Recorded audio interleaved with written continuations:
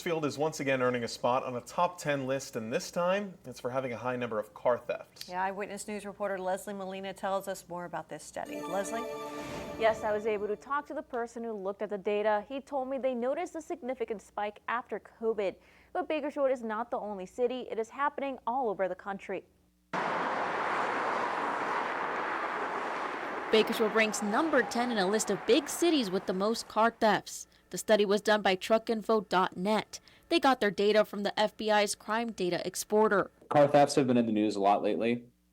There was a report earlier this month, actually, that stated that Kia and Hyundai thefts were up over 1,000% since 2020.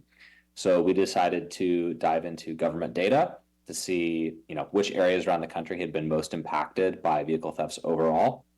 Other cities on the list are Denver, Colorado, earning the number 1 spot, closely followed by Oakland, California, in the number 2 spot.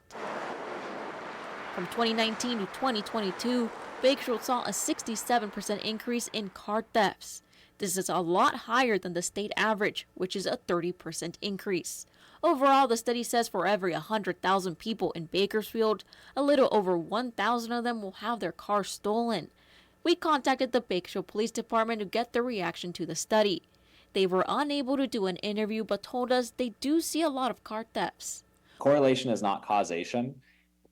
And I think the bigger part of this is not necessarily to say it's causal, but just to say it's not even perfectly correlated. Like there's a very weak correlation between median income and vehicle theft rates.